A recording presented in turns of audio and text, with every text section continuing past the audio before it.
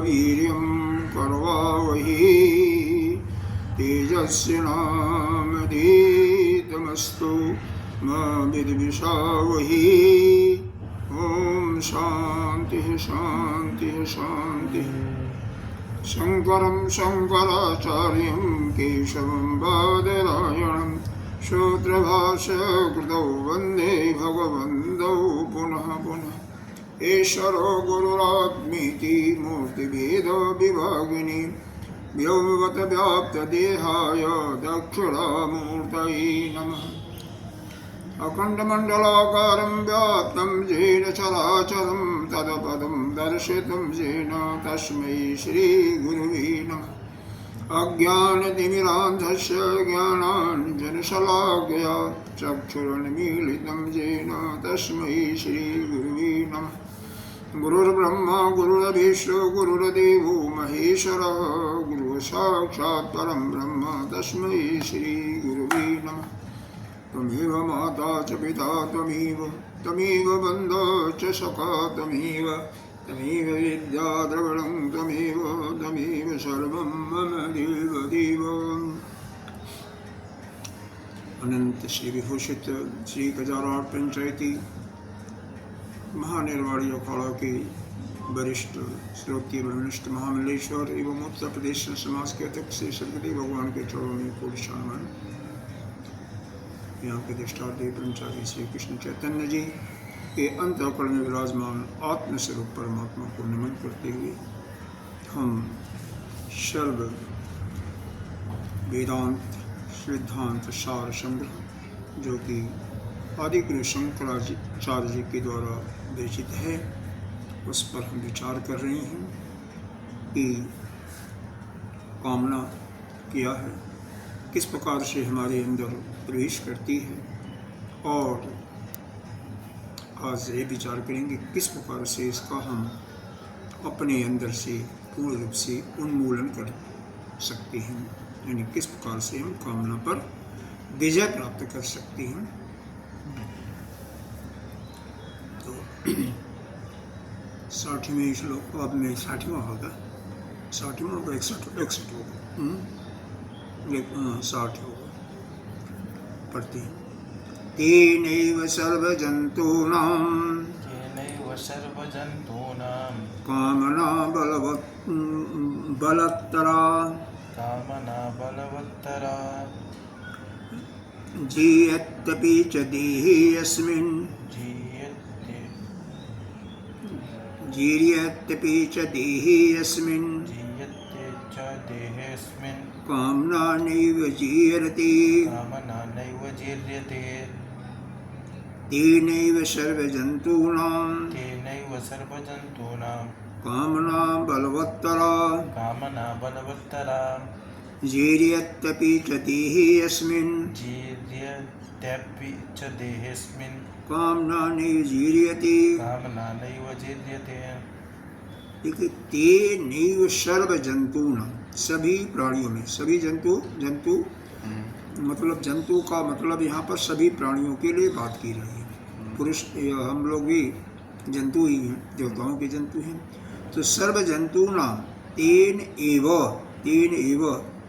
मतलब तेन कहा गया है उस काम के द्वारा, तेन एव ही उस काम के द्वारा ही सर्व जंतूनां कामना बलवत्तरा, सभी प्राणियों के अंदर भोग की अभिलाषा बलवत्तर माने अत्यंत प्रबल हो जाती है।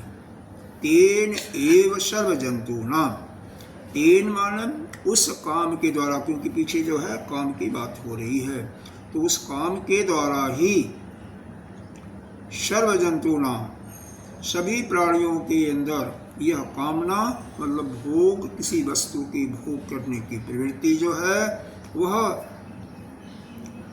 बहुत प्रचंड हो जाती है, बलवती हो जाती है। क्यों?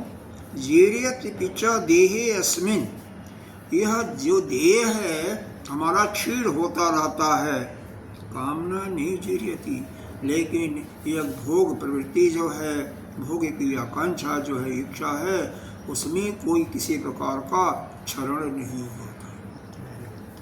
शायद इसको कल बात किया था, ध्यान नहीं आ रहा, कल इस पर चर्चा शायद हुई थी।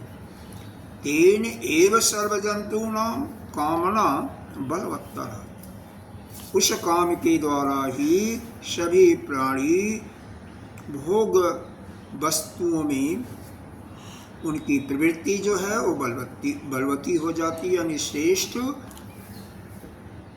हो जाता है।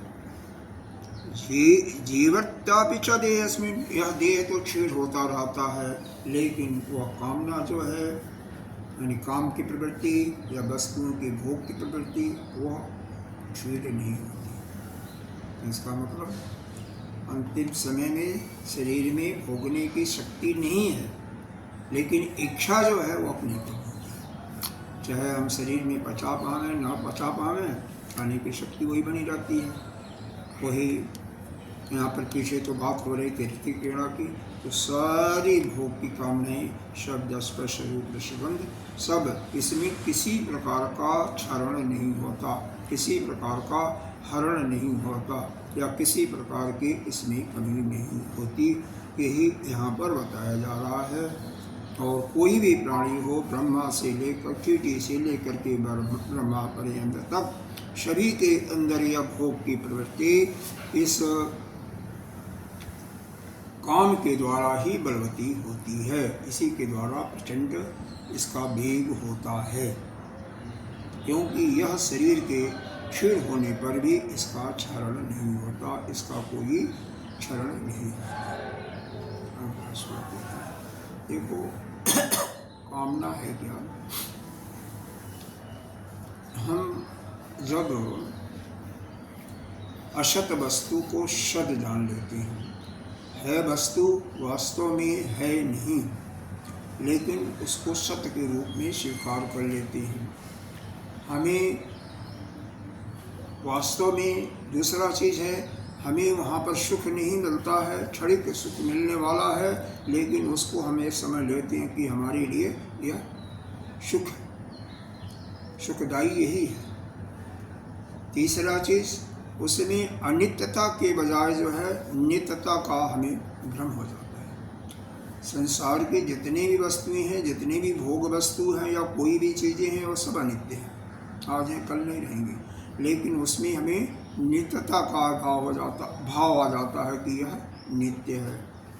एक तो नित्य का हो गया और एक उसमें हमें सुख मिलेगा, यह भावना, यही दोनों भावना लेकर के किसी भी विषय भोग में किसी भी विषय के भोग से आपको सुख नहीं मिलता, क्षणिक मिलता है, लेकिन आपकी बुद्धि में आ जाता है कि नहीं, इसके सिवा तो हमें और कहीं कोई सुख की अनुभूति नहीं होगी। तो सुख नहीं है या दुख है, उसी में भी सुख की भावना आ जाना, अनित्य है उसमें नित्य की भावना आ जाना, हमारी बुद्धि में यह भ्रम पड़ जाना कि अमुक वस्तु यद्यपि उसमें वह सुख नहीं है, लेकिन उसमें बिना भोगे उसमें हमें हमारा कल्याण नहीं है, हमें वह आनंद की प्राप्ति बिना भोगे हुए नहीं आ सकती। यह जब भावना हो जाती है तो हमें काम की प्रवृत्ति बलवान कर देती है, उसको भोगने के लिए एक प्रकार से अपने काम के वेग को बढ़ा देती है। लेकिन जिस समय इसका विपरीत आ जाए कि यह संसार की समस्त भोग वासनाएं जो हैं यह तो अनित्य हैं, यह हमारे लिए तुच्छ हैं, इनमें थोड़ा सा सुख होगा, बाकी दुख के अलावा यहाँ पर कोई नहीं है। दूसरा, यह जो भोग के द्वारा सुख मिलेगा यह थोड़ी समय के लिए मिलेगा, अनित्य है, यह नित्य नहीं है। अगर ऐसा भाव आ जाए तो इसका संकल्प ही हम छोड़ दें, जो संकल्प त्याग दें कि हमें ऐसा सुख की प्रवृत्ति होना ही नहीं चाहिए, यह हमें नहीं चाहिए। इसको अगर हम हृदय में एक गांठ कर दें कि किसी भी भोग वस्तु में नहीं चाहिए, तो तभी जाकर के इस काम के वेग को हम रोक सकते हैं। अगला श्लोक में बताया, अवेक्ष विषयी दोषम अवेक्ष विषयी दोषम बुद्धियुक्तो विचक्षणः बुद्धियुक्तो विचक्षण कामपाशेन यो मुक्तः कामपाशेन यो मुक्ता स मुक्ते पथगोचरः समुक्ते पथि गोचरः अवेक्ष विषये दोषम् अवेक्ष विषये दोषम बुद्धियुक्तो विचक्षणः बुद्धियुक्तो विचक्षण कामपाशेन यो मुक्तः कामपाशेन यो मुक्तः स मुक्ते पथगोचरः समुक्ति पथि गोचर कह रहे हैं बुद्धियुक्तो यानी बुद्धि से युक्त है, यानी जो विवेकशील पुरुष है।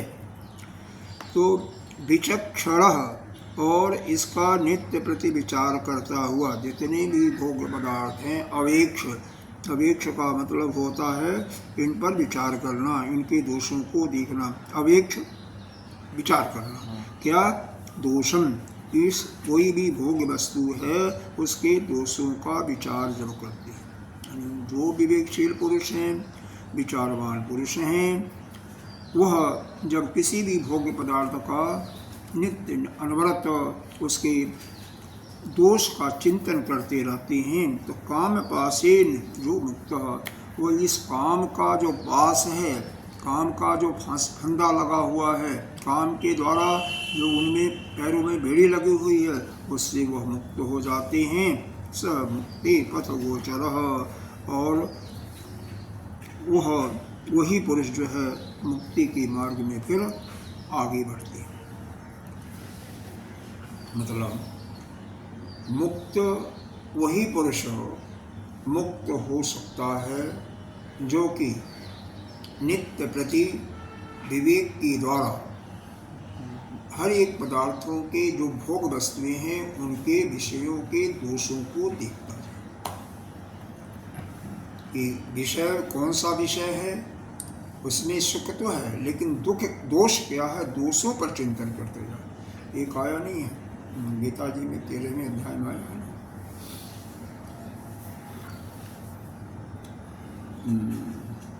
क्या आया है 13वां अध्याय का 8वां श्लोक है।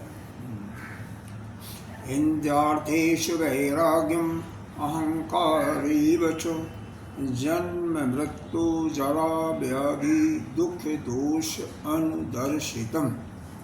वहाँ पर आया है यह संसार में जो हमारे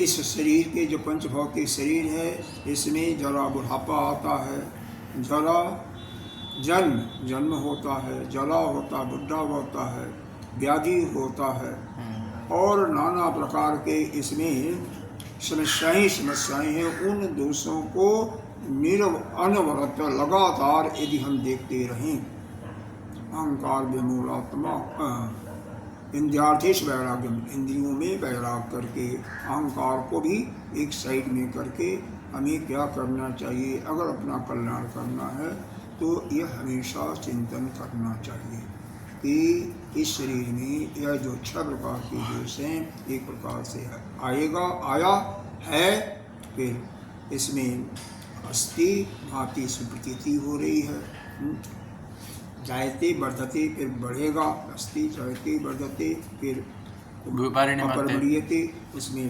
अपक्षीयते विनश्यते, अवस्था का परिवर्तन होगा, फिर क्षीणता होगी, फिर विनश्यति, फिर नष्ट होगा। यह 4 चीज़ें आती रहती हैं, इनके दोष को देखना चाहिए। इसी प्रकार से जितने भी भोग पदार्थ हैं उनका नियमित हर वक्त, क्योंकि हर वक्त जो चिंतन करेगा वही, नहीं तो भोग के समय जब भोग के अंदर काम का वेग बढ़ जाएगा तो चिंतन नहीं हो पाता है। उस समय चिंतन, कोई कहे कि मैं उस समय चिंतन कर लूँगा तो ये संभव नहीं है। जैसे गीता जी के 8वें अध्याय में एक प्रश्न पूछा है अर्जुन ने कि हम क्या ऐसा उपाय करें, कौन सा उपाय है जिसके द्वारा शरीर त्यागने के समय में आपका नाम का स्मरण हो जाए। तो परमात्मा के नाम का स्मरण उस समय नहीं होगा, पहले से जो नियमित निरंतर जो चिंतन करता रहता है, पूरा गीता जी उसी में, उसके बाद उसी पर भगवान ने उसका जवाब दिया है। तो जब नित्य निरंतर अभ्यास पूर्वक उसका चिंतन करता रहता है, भगवान के नामों का, उनके लीलाओं का, तभी जा कर के अंत समय में उसका उन परमात्मा के नाम का याद आता है और वह मुक्त हो जाता है। जो जीवन भर याद आएगा वही अंतकाल में आएगा। बस जो हमेशा है याद नहीं, नित्य निरंतर चिंतन करता, नित्य निरंतर से विचार करता रहता, तभी जाकर के अंत में आता है। इसी प्रकार से यहाँ पर जो है विषयों के दोष को जो नित्य निरंतर उसका चिंतन करता, उस पर देखता रहता, केवल दोषों को देखे, वह झूठा है, कल्पित है, इस चीज़ का चिंतन करते रहे, अनित्य है, ऐसा चिंतन करते हुए फिर उस काम के वेग से वह उसका जो बंधन है, उसका जो पास है, उसे छूट जाता है और वही पुरुष जो है इस जीवन मुक्त के रास्ते पर आगे बढ़ता है, बाकी नहीं।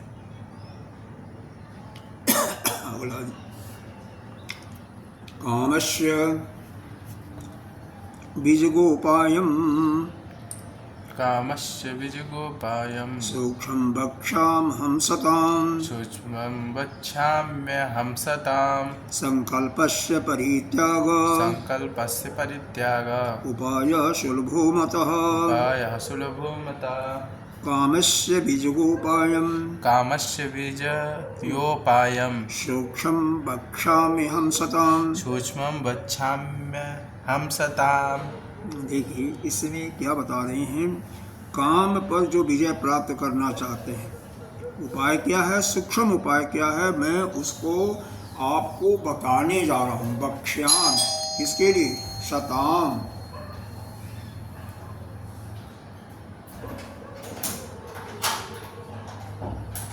तो शताम के लिए हरि शताम का अर्थ यहाँ पर है जो सज्जन पुरुष है, जो विचारशील विवेकशील पुरुष है, उनके लिए बताने जा रहे हैं।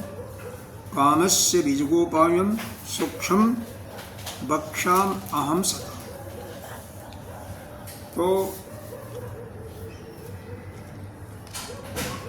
जो काम को जीतने का सूक्ष्म उपाय है, किस प्रकार से यहाँ पर प्रकरण चल रहा है, किस प्रकार से जो हमारे कामनाएं हैं, इच्छाएं हैं, भोग पदार्थों की बारंबार उसकी इच्छाएं हैं, उन पर हम कैसे अपने को कंट्रोल करें, यानी उन भोग इच्छाओं पर कैसे हम विजय प्राप्त करें या हमारे अंदर वह इच्छाएं न आए, इस पर चर्चा चल रही है।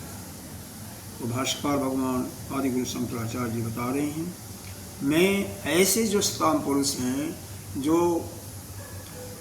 अच्छे पुरुष हैं, जो अच्छे पुरुष कौन, जो वेद के बताए हुए रास्ते पर चलते हैं, वेद के बताए हुए पथ पर चलते हुए नित्य प्रति यज्ञ दान तप इत्यादि कर रहे हैं, किसी को उनके अंदर कष्ट देने की वृत्तियाँ नहीं उत्पन्न होती, ऐसे लोगों के लिए सूक्ष्म रूप से मैं बता रहा हूँ किस प्रकार से वह काम पर विजय प्राप्त करें। संकल्पस्य परित्यागः उपायः सुलभो मतः।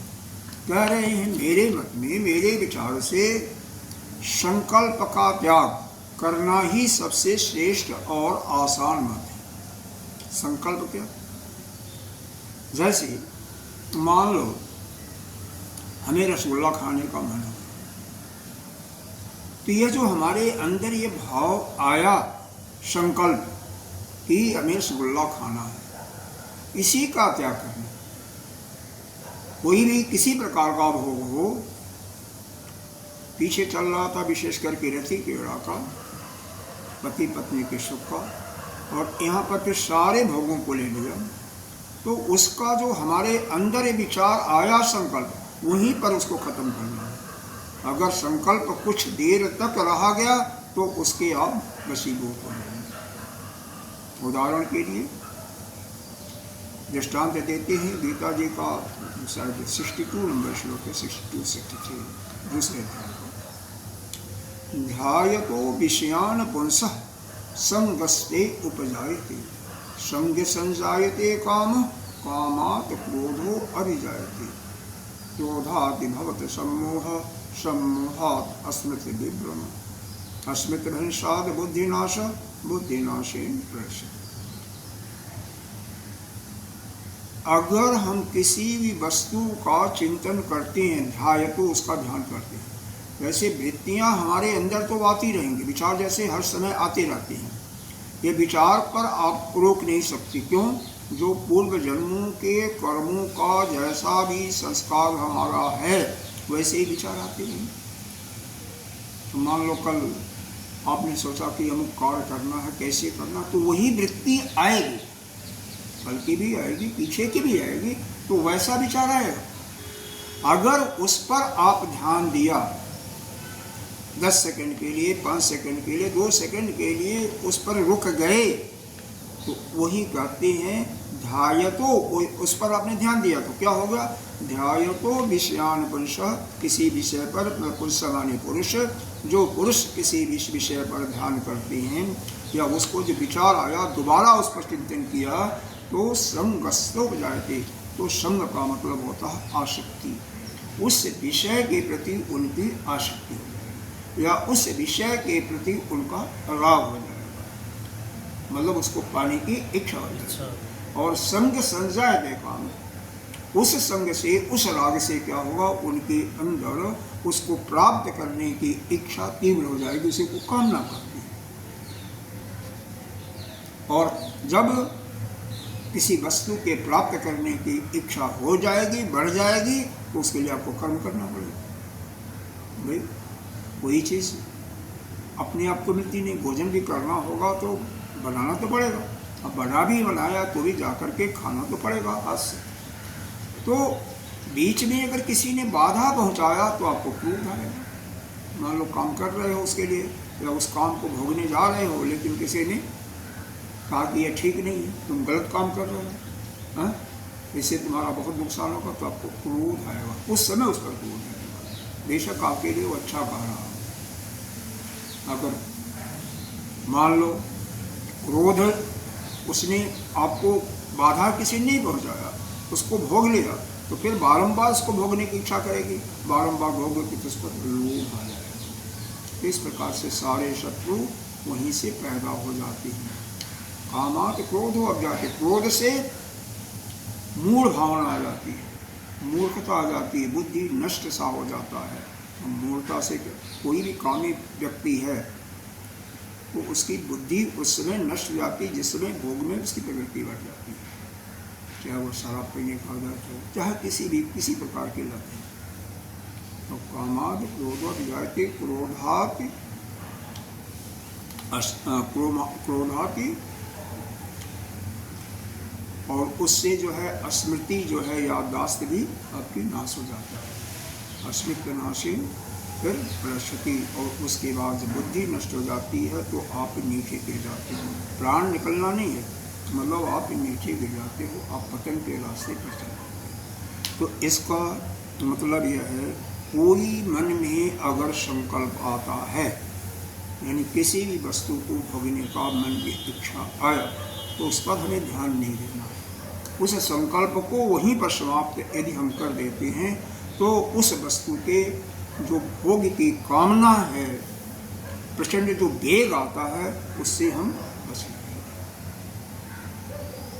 जैसे मान लो सीधा साधा दृष्टांत, कोई आप पर आक्रमण कर रहा है और आक्रमण करने वाले को उसी समय अगर आप मार दिया तो वो खत्म। कोई रोग पैदा हुआ शरीर में, दूसरा ले लो, उसी समय दवा कर दिया तो वो रोग समाप्त हो जाएगा। और थोड़ा सा ढीला पड़े तो वो क्या काम से। इसी प्रकार से कोई भी काम का भाव आता है, उसी समय संकल्प आते ही उसको नष्ट करो, उस पर चिंतन मत करो, दोबारा चिंतन मत करो। तो यही यहाँ पर बताया गया कि संकल्पस्य परित्यागम उपाय सुलभो मत। आदि गुरु शंकराचार्य जी बता रहे हैं कि हमारे मत में, हमारे बुद्धि में सबसे आसान मत यही है कि संकल्प ही खत्म कर दिया, संकल्प का त्याग।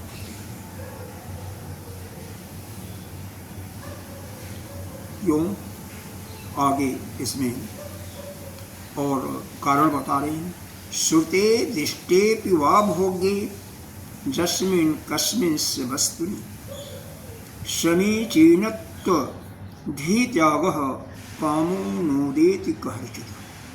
श्रुते दिष्टेऽपि वा भोगे यस्मिन् कस्मिंश्च वस्तुनि समीचीन तु धीत्यागः कामो नोदेति कश्चित्। देखो, किसी वस्तु की कामना हमें कैसे आती है? हमें मान लो कोई चीज़ फल नहीं खाया तो कामना कैसे आएगा?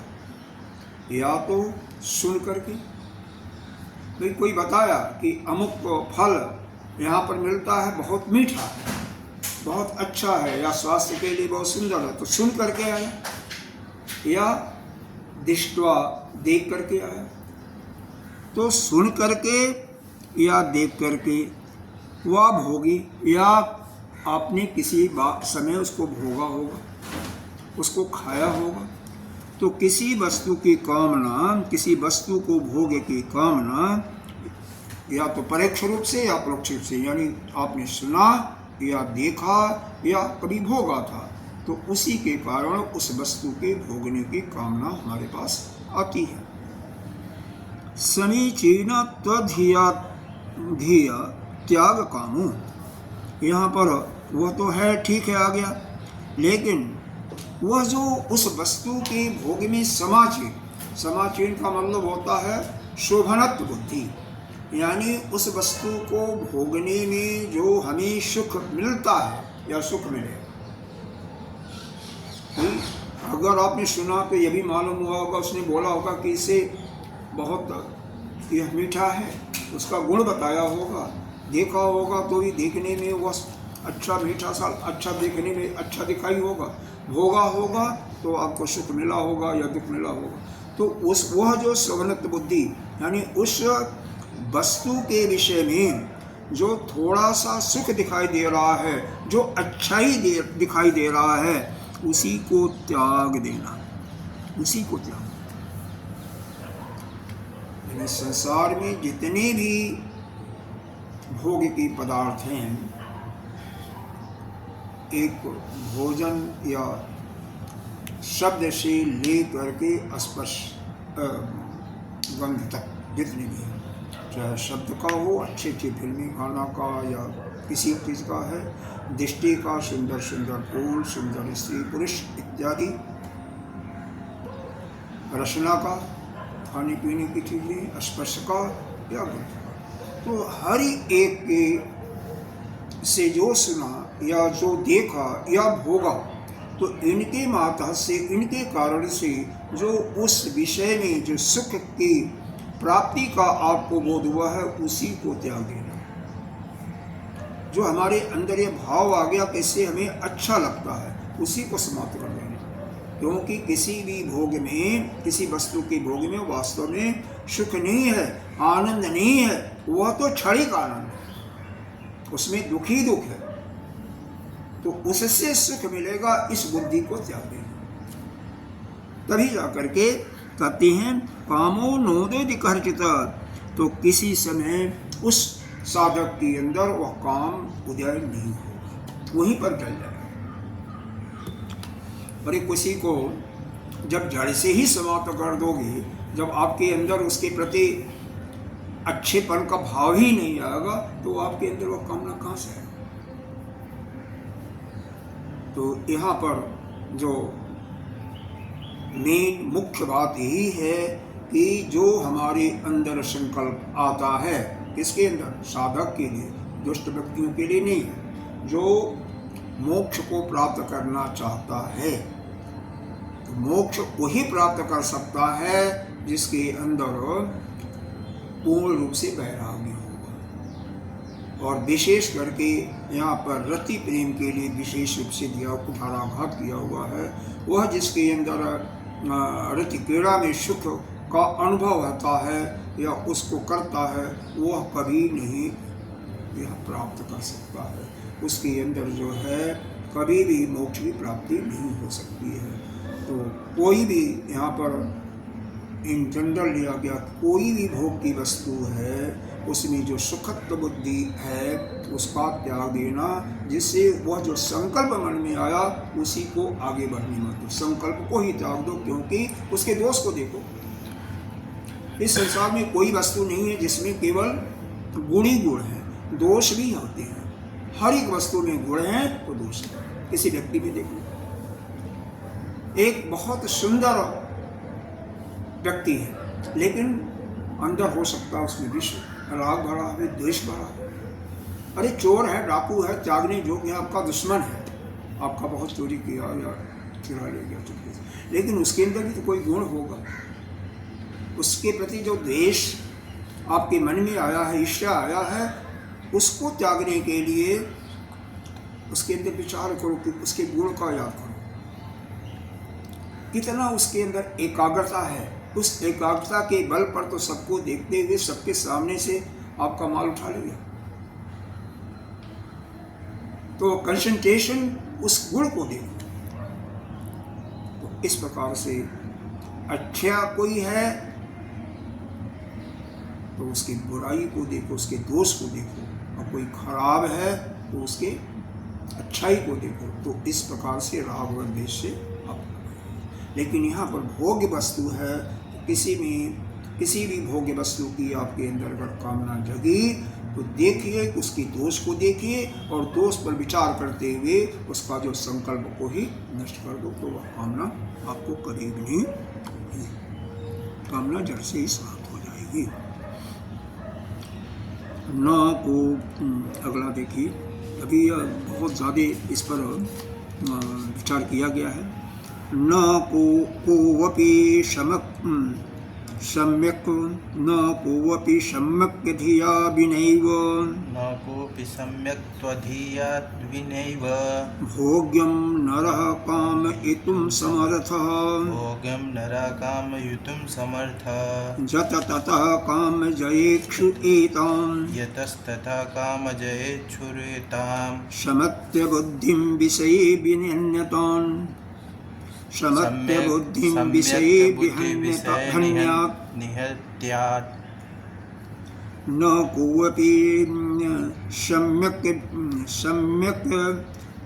त्वधिया विनैव, न कोऽपि सम्यक् त्वधिया विनैव, भोग्यं नरः कामयितुं समर्थः, भोग्यं नरः कामयितुं समर्थः, यतस्ततः कामजयेक्षुरेतान्, यतस्ततः कामजयेच्छुरेताम्, सम्यक् बुद्धि विषये विन्यात्, सम्यक् त्वबुद्धि विषये निहन्यात्,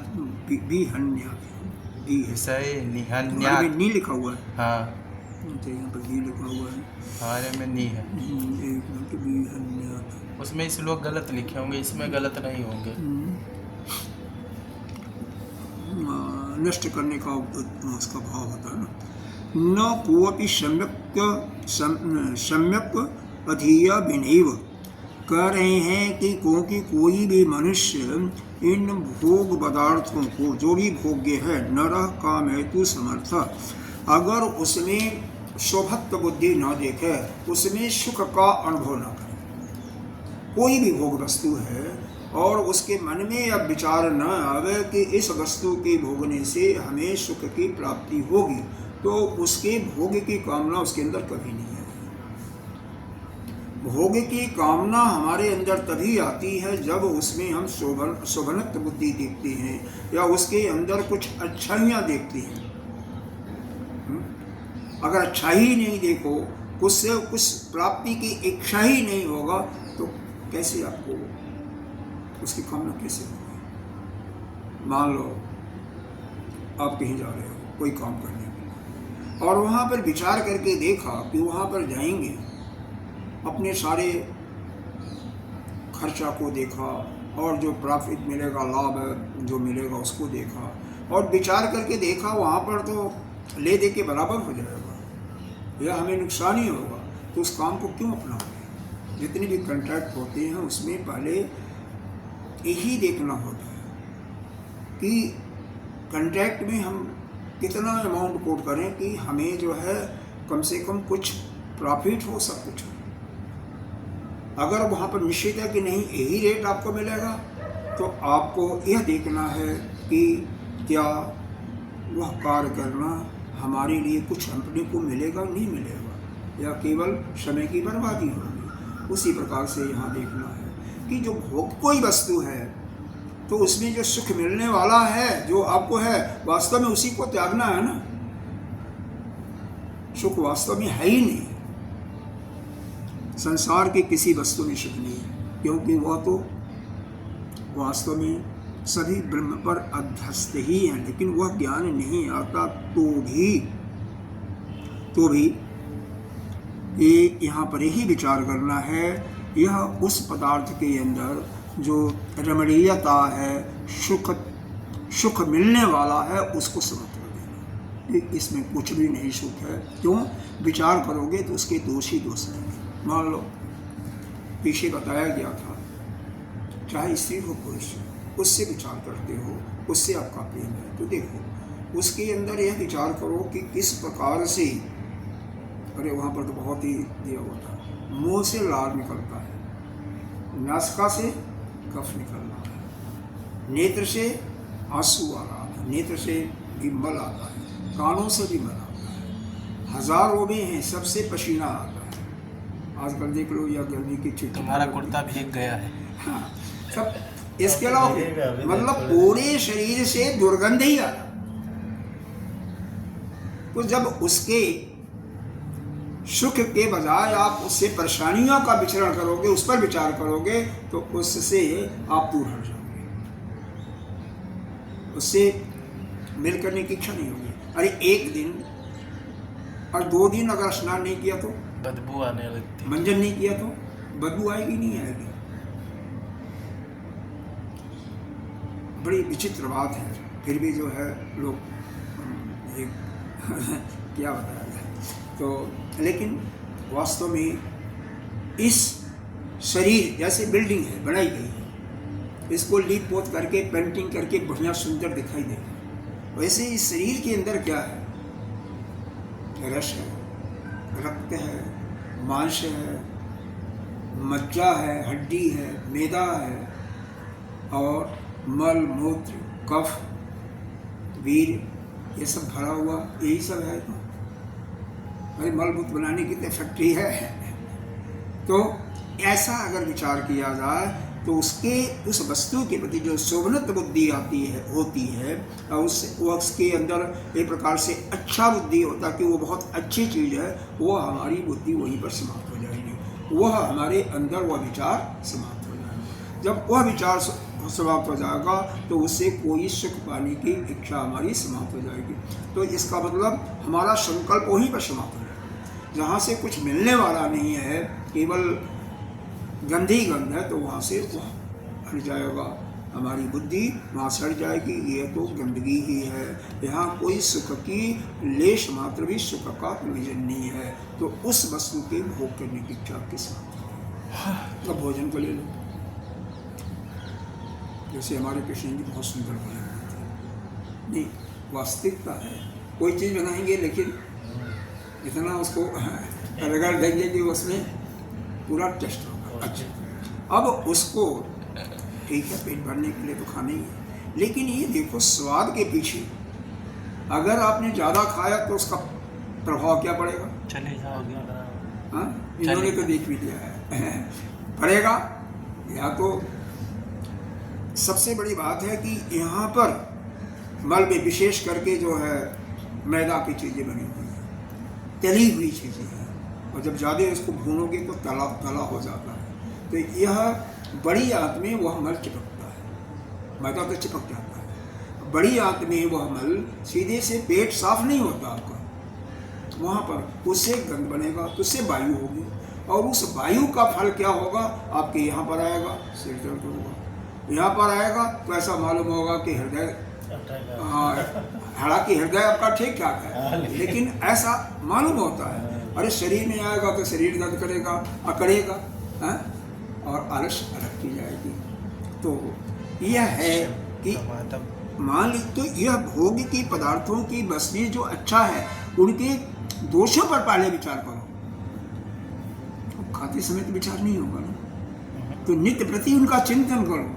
कि अमुक चीज़ का क्या फ़ायदा है, क्या नुकसान है।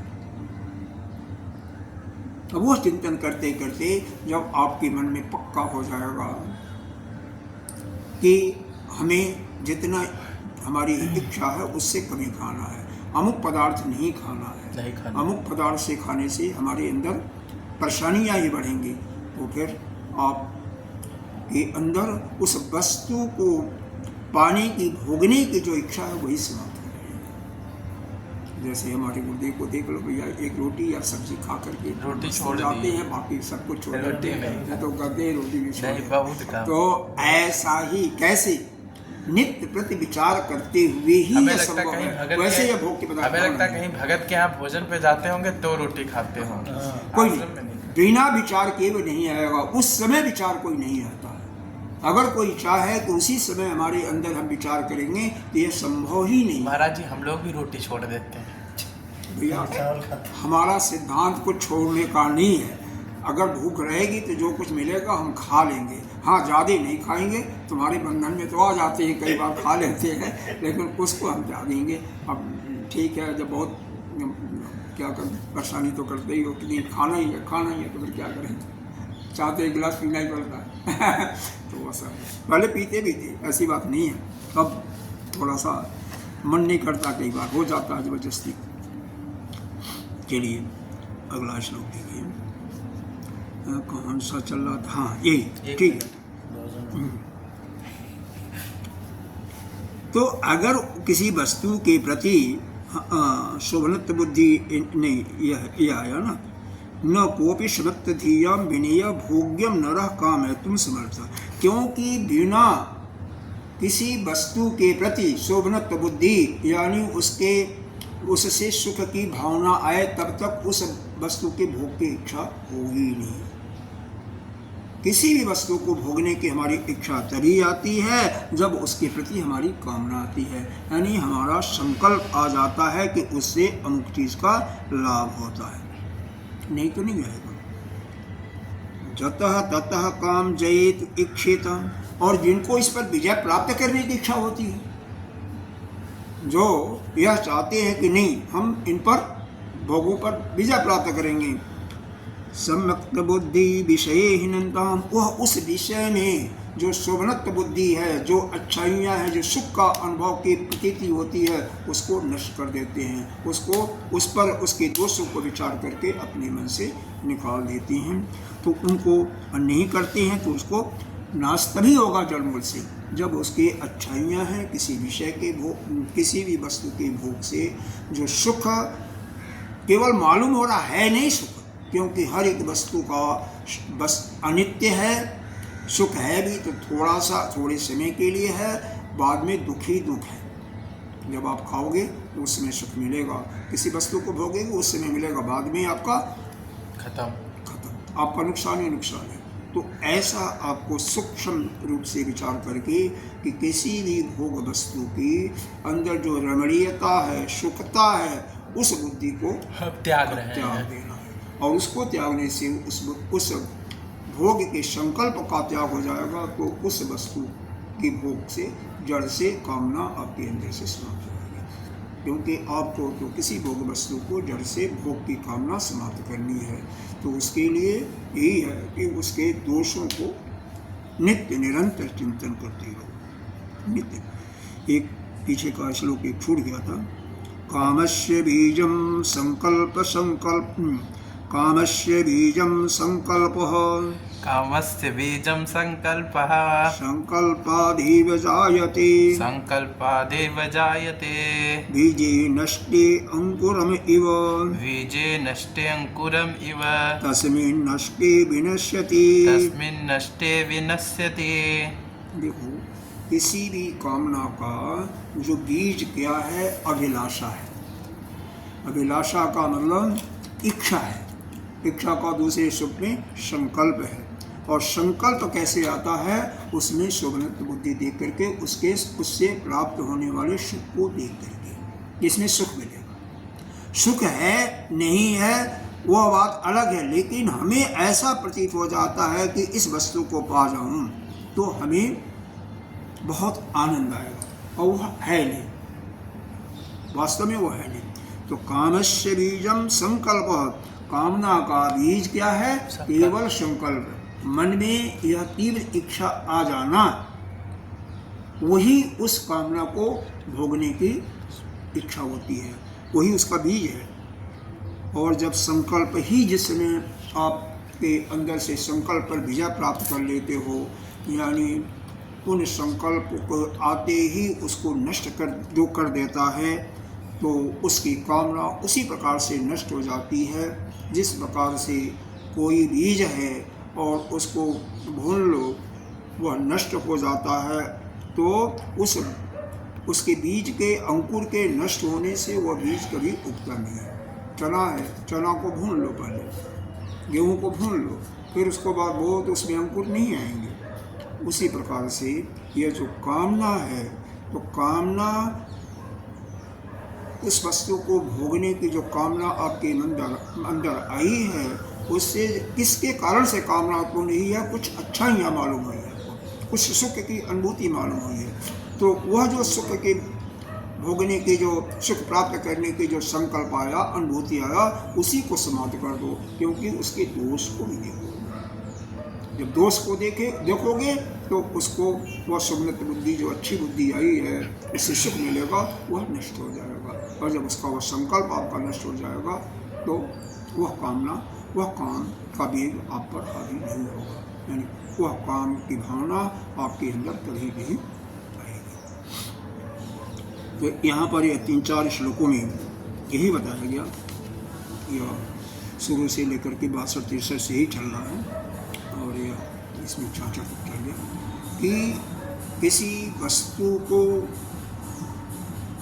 वस्तु को भोगने के लिए जो काम का वेग हमें सताता है, या हमारे अंदर काम का वेग प्रचंड रूप धारण कर लेता है, उसका मूल कारण यह है उस विषय के भोग से, चाहे हमने सुना, देखा या कभी भोगा, उससे जो सुख की प्राप्ति का जो यह एक भाव हमारे अंदर आ गया कि इससे हमें अमुक सुख की प्राप्ति होगी, इतना होगी, वही वास्तव में मूल कारण है। तो उस संकल्प को ही हमें त्याग देना चाहिए। और वह संकल्प तभी जाएगा जब उसके दोष को भी देखोगी। दोष को देखो ही नहीं, बल्कि नित्य निरंतर उसका चिंतन करते रहो। नित्य निरंतर चिंतन करते हुए किसी भी वस्तु की भोग की जो कामना है, वह आपके अंदर से नष्ट हो जाएगी। जब संकल्प नष्ट होगा तो कामना अपने आप ही नहीं सताएगी आपको। और जब तक यह बुद्धि में रहेगा कि अमुक वस्तु मिल जाएगा, उसे में मिले, मान लो कार है, किसी को मिल गया, किसी के पास छोटी कार है, छोटी कार कोई बड़ी कार मिल जाएगी तो हमें यह फायदा होगा।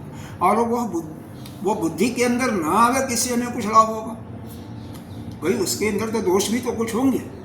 कि कोई भी संसार में कोई भी वस्तु ऐसी नहीं है कि केवल गुण ही हो उसके अंदर दोष भी होते हैं।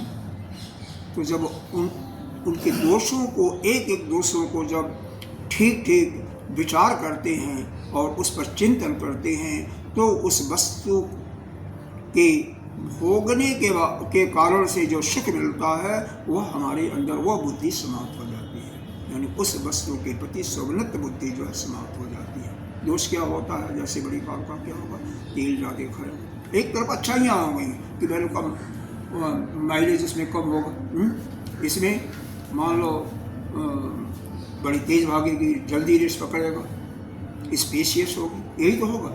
और वहाँ पर उसका माइनस पॉइंट देखो, माइनस पॉइंट क्या क्या होगा? मेंटेनेंस कास्ट ज़्यादा होगा, रनिंग कास्ट यानी पेट्रोल डीजल जो भी होगा वह ज़्यादा होगा। तो इस प्रकार से दोनों का तुलनात्मक अध्ययन करते हुए जो माइनस पॉइंट है, जो दोष है, उन पर चिंतन करो। अगर अपनी बुद्धि से उसकी कामना को हटाना चाहते हो तो अपने आप से वो हट जाएगा, आपकी बुद्धि में उसकी प्राप्त करने की इच्छा चली जाएगी और आप आराम से नींद में सो। लेकिन जब मन के अंदर वो बुद्धि रहेगी कि नहीं, इससे हमें मोक्ष मिलेगा, तो उसको वह भोगाएगा और उससे दुख प्राप्त होगा। इसलिए किसी भी कामना के जो प्राप्त करने का जो मन के अंदर इच्छा आई, संकल्प आया, उसको संकल्प को ही काटो। और संकल्प कैसे कटेगा? उसके दोषों का लगातार चिंतन करते हुए, एक बार चिंतन करने से नहीं, नित्य प्रति चिंतन करोगे तो उसका वस्तु के भोग की कामना आपके अंदर रहेगी। इसी प्रकार से कोई किसी चीज का आदि हो जाता तो उसके लिए भी यही करना, चाहे वह चाय का आदि है, शराब का आदि है, उसका चिंतन करो, उसके दोष को नित्य प्रति देखो, उसके भोगने की कामना आपके अंदर से समाप्त हो जाएगी। एक श्लोक और पढ़ते हैं। भोगे नरः काम जयेक्षुएताम् सुखत्वबुद्धिं विषये निहन्यात् यावत् सुखत्वभ्रमधि पदार्थे तावन् जेतुं प्रवोद्धि कामम्। यह 66 श्लोकों का भोग्यं नरः काम जयेत सुरेताम् भोगे नरकामजये सुरेताम् सुखत्वबुद्धिं विषये निहन्यात् सुखत्वबुद्धिं विषये निहन्यात् यावत् सुखत्वभ्रमदीय पदार्थे यावत् सुखत्वभ्रमधि पदार्थे तावत् न जेतु प्रबोधि कामम्। तावन्न जेतुं प्रवृत्ति कामाम्। वही चीज यहाँ पर बताया है, जब तक किसी पदार्थ में, किसी भोग पदार्थ में सुख की अभिलाषा बनी रहेगी तब तक उस वस्तु के भोगने की कामना बनी रहेगी, और जब उसको भोगने से जो सुख, जो बुद्धि के अंदर आया कि सुख मिलेगा, जब वही नष्ट हो जाएगा, सुखत्व बुद्धि नष्ट हो जाएगी तो उसके काम समाप्त हो जाएगा। मुख्य जो इसमें अड़चन है, जो समस्या का जड़ है कि किसी भी भोग वस्तु में जो सुख का आभास हो रहा है वह, उस पर हमें विचार करना चाहिए। गंभीरता से जो विचार करता है, विवेकशील पुरुष ही विचार कर सकता है कि उससे सुख का जो आभास हो रहा है यह अस्थायी है, क्षणिक है, थोड़े समय के लिए है, और इसके जो दोष हैं वह ज़्यादा हैं। उनके सुख के साथ साथ दोषों को भी विचार करें। तो जब ऐसा विचार करते हुए जब उसके अंदर दृढ़ता हो जाएगी, सुख तो थोड़ा सा है, और जो है कुछ समय के बाद वो भी, जैसे रस खा लिया, कोई चीज़ पी लिया, थोड़े समय के बाद उसका स्वाद तो खत्म हो गया ना। अरे कहते हैं कि अच्छा चीज़ मीठा कोई खाते हैं तो कहते हैं अभी तुरंत ही आप पान मत खाओ, नहीं तो उसका स्वाद खत्म हो जाएगा। हाँ, स्वाद खत्म हो जाएगा, कुछ देर रहने दो, खाने के बाद उसका स्वाद भी रहना चाहिए, स्वाद रहना चाहिए, तो वह स्वाद जो थोड़ी देर के लिए रहेगा। अब उसके दोष का चिंतन करते हुए फिर वह वस्तु के भोगने की कामना जड़ से समाप्त हो जाती है। तो किसी वस्तु की भोग की कामना जड़ से समाप्त करने के लिए काम जयेत इच्छेता, यानी काम को जीतने के लिए जिसकी इच्छा हो उसके चाहिए कि जो भोग्य पदार्थ में सुख महसूस होता है, जो ऐसा समझता है, उस पर जब तक उसको सुख भोगने की इच्छा रहेगी, सुख प्राप्त करने की इच्छा रहेगी, तब तक उस वस्तु की कामना उसमें रहेगी। इसलिए सुख प्राप्त करने की इच्छा को ही समाप्त करना है, क्योंकि उसके दोष को विचार करना है। यह सुख थोड़ा मिलेगा, यह अस्थायी होगा, अनित्य होगा, और ये वस्तु भी भ्रमशील वस्तु है, सत्य असत्य वस्तु भी है, और साथ ही यह केवल प्रतीति हो रही है, वास्तव में यह तो है ही नहीं। इस प्रकार से उस पर विचार किया जाए और उसके दोषों पर चिंतन किया जाए तो हमें किसी वस्तु के भोग की जो कामना है या जो एक काम का वेग है वो हमें सता नहीं सकता। हमें संसार के सभी वस्तुओं की कामना से हम निवृत्त हो सकते हैं। जिसको भी काम के वेग को जीतना चाहता है कि किसी वस्तु के अंदर कोई कामना ही न हो, उसके लिए यही आवश्यक है कि वह उस भोगने का संकल्प और संकल्प समाप्त करने के लिए जो उसमें शोभनत्व बुद्धि है, जो सुख की अनुभूति है, उसको त्याग करके और जो उसकी दोष है उन पर विचार करें। सीधी सी बात है। ये 5-6 श्लोकों में बारंबार भगवान ने एक ही चीज़ का जिक्र किया, थोड़ा सा शब्दों का पूर्णतः पूर्णमिदं पूर्णात् पूर्णमुदच्यते पूर्णस्य पूर्णात्